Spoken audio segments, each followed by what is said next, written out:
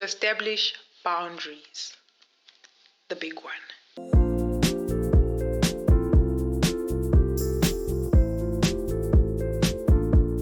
Hello, hey, and hi again.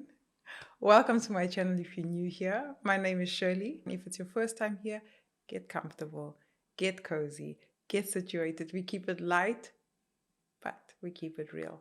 So, as you know, this is a three-part series, the final installment of that series. And we are today discussing emotional well-being.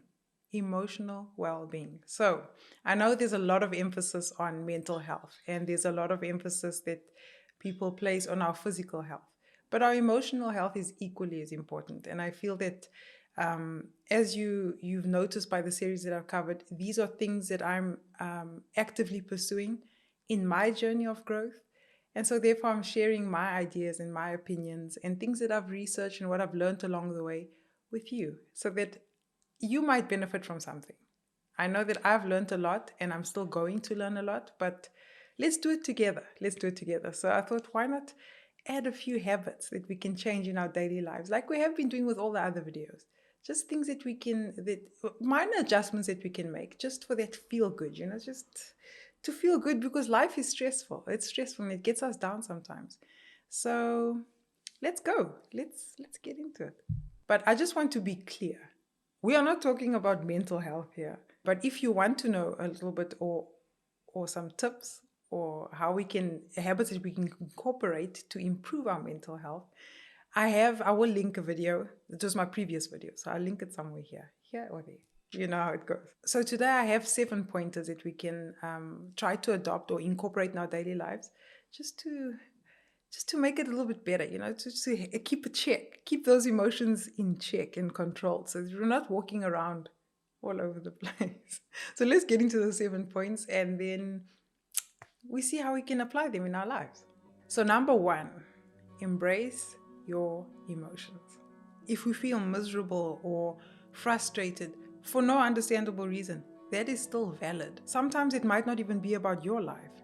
It might be the environment that you're in or the content that you consume, or perhaps even the reaction to a state of somebody else, maybe somebody that's disclosed something to you, something personal. So what do we do if we want to get out of that zone?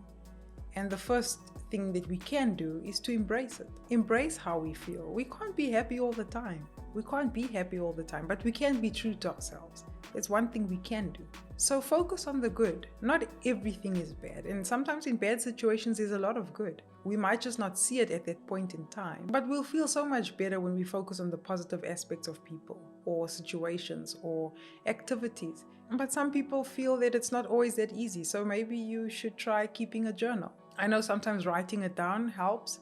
Or if you're a person who's not into writing, you can speak to a friend or a family member, or just to find an outlet where you can, somebody who can help you out of that so that you don't sit in that zone for too long. Remember negative Nancy. Sometimes Nancy overstays her welcome and then she just gets comfortable. We don't want that. So that's the whole idea, is for us to focus on ourselves, on how we can get out of that rut. Because sometimes we are in a rut. It happens to me all the time. And it might not necessarily be something that I'm experiencing, but sometimes I absorb the energy from somebody else's, or I don't want to say negative experience, but somebody else's challenges, which they've confided in me, and I take it upon myself and I adopt that emotion. And it's not something that I want to sit there for a long time. So let's move on. So the second habit that we can adopt is to build strong social connections. Now, social connections, I feel, is a must, because like I always say, as humans, and we know this, we need that sense of belonging. We want to belong somewhere. We want to find our own tribe or feel that we fit in somewhere. Now, it's so fundamental that we have at least just one person that we can speak to openly, that person that you trust, somebody that this person is not going to judge me. I can go to this person and speak openly about anything that might be troubling me or something that's on my mind. It's just not making me feel good. And as an introvert, we need to make that necessary effort. Sometimes you just have to push even harder than it would take for an extrovert, or a person who's comfortable being social. because it doesn't come naturally to us. Not that we can't socialize, we can, but it's just not that easy for us to open to people, or open up to people about things that we keep personal, or things that we might be going through, or things or challenges we might be facing. It's not easy to open up. So we want to focus on being more social with somebody or people that we can build close connections with and maintain those connections open. So let's move on. So number 3 is to get moving. Get moving. So in this area, any form of activity or any mode of exercise will do. Anything. If you're a gym person, then do that. If you're a person who enjoys walking, like I do that. But make it fun. You know, when something's boring, then you're less likely to engage it or continue with something. But when you make it fun, you feel motivated. You know, I know that, okay, tomorrow I want to do this again. So if running the same route that you always run has lost its appeal, then join a group.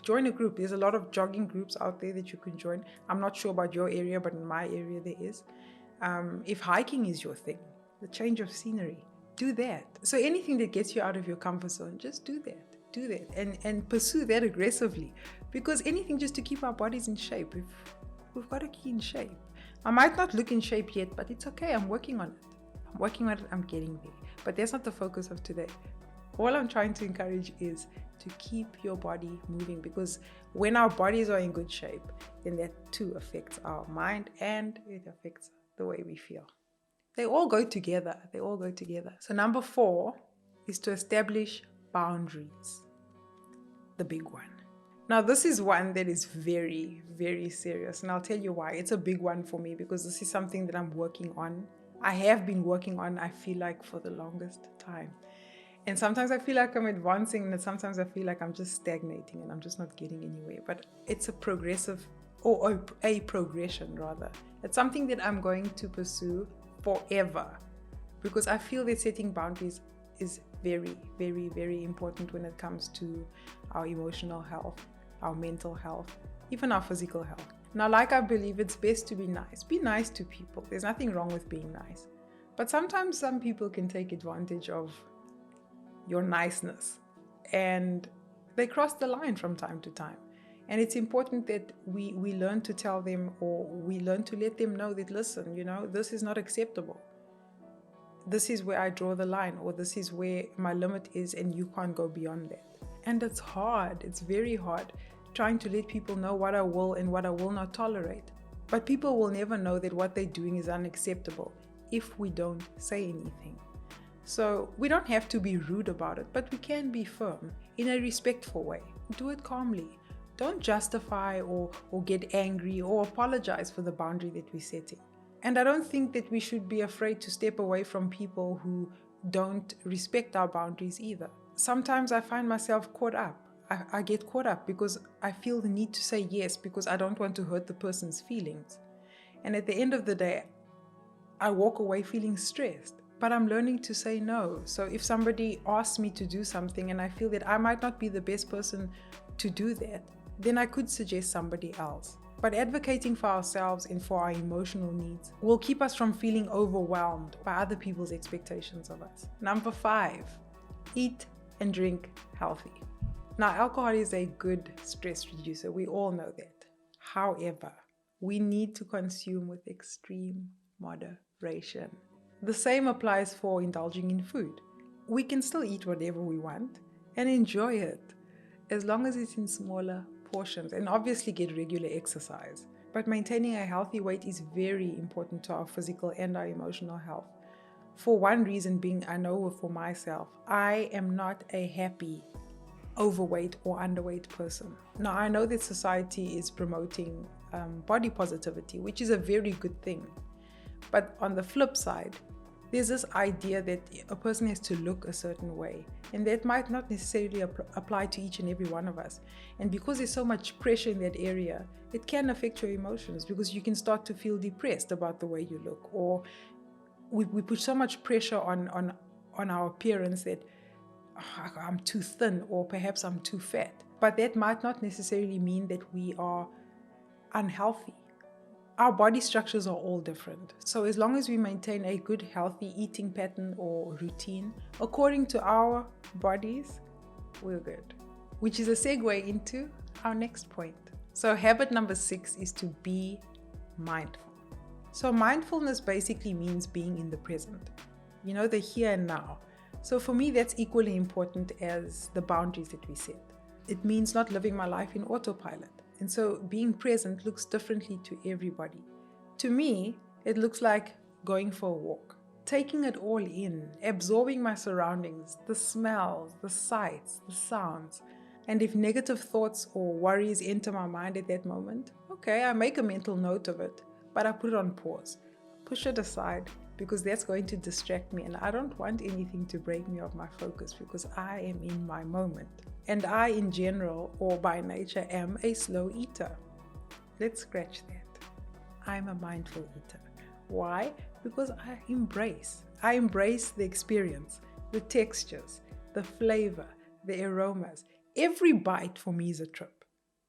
That's a trip, every single bite. So I just take my time, savor it, enjoy everything that's on my plate, the preparation that went into it. And if that's not your thing, there's many other activities that you can engage in. Some people enjoy doing yoga, if that's your thing, because that also allows you or requires you to be present in the moment. Some people meditate. Not my thing, but for those of you who enjoy that, do more of that. I'm basically just saying or encouraging you to just focus on your surroundings. Be in the moment. Embrace everything that comes with it. So our final and our 7th point is to get sufficient sleep. Now, if you're a person who can function on a few hours or a couple of hours of sleep, great. But for the majority out there, 8 hours, yes. I'm always going to promote that, because even though you don't feel tired or you might not feel that you need to sleep, your body needs it. And we know that if we sleep, or the more hours we get in, we tend to have more energy and we're more productive. And on the flip side, if we're overly tired, every task that you can tackle for that day just feels exaggerated. Even small problems feel like massive and they feel huge and you just feel miserable. So I'm going to advocate for sleep, and I'm going to encourage you to sleep more. Less phone time, more sleep time. So while for some people it might be easier or it might be convenient for them to sleep for longer hours, try to make the best of the time that you do have, even if it's a 15-minute power nap, just to recharge. So following a good sleeping routine or a sleeping pattern can really benefit our emotions, because it just makes you happier. You wake up more energized, you feel calmer, and you're just better focused throughout the day. So there you have it. There you go. Those are our 7 habits or 7 tips that we can incorporate in our daily lives to improve our emotional well-being. And I hope that you found some of them useful. I really do. Like I said, I'm sharing things, or I'm sharing tips that are currently working for me. I don't say that it'll work for you, but I hope that you find them useful. I know that we're all different. We all go through different challenges, but I feel that it's important that we have, or we put that reminder out there that our mental health and our emotional health and our spirituality is important, and these are things that should take priority in our lives, because it affects all our decisions that we make. Life takes so much out of us every day, and so we have to put back. We have to put back so that we can give out a better quality. And so there you have it. So please let me know in the comment section down below what you thought of this 3-part series. Like I said, it's an ongoing process. This is not the last time we'll discuss these topics, because it's an everyday thing. As long as we're alive, we'll always need to improve on these areas. So let me know in the comment section down below. I quite enjoyed it. I would like to speak more in depth about these areas, but I look forward to hearing from you. What are some tips or some habits that you've incorporated in your life that you found useful, or you found that really have made an impact or a change in your life? Share them in the comment section down below. I always encourage you to please get active. If you haven't yet subscribed, please consider doing that. Ring that notification bell too, because like I said, YouTube's ever-changing algorithm, I need to keep up. So if you could do that for me, I would highly appreciate that. You can communicate with me on my socials, on my Instagram, my email. All of it's linked in the description box down below. So I hope that I will see you soon. If it is your first time here, I hope that you enjoyed and that you do consider staying. It's not that bad. Sometimes we speak about light stuff and sometimes we joke around, and it's just we speak about life because these are things that are happening, things that affect us on a daily basis. So let's keep it clean, let's keep it nice, let's keep it happy. We always look for the positive out of a negative. That's the whole idea in this community. So let's do that. So in the meantime, as I always say, be content. Why is that truck trying to interfere? Let me say that again. So be content with what you have. Be mindful of others and stay blissful. I will see you soon. Keep well. Enjoy your day. Enjoy your afternoon. Enjoy your night. Be safe. Ciao.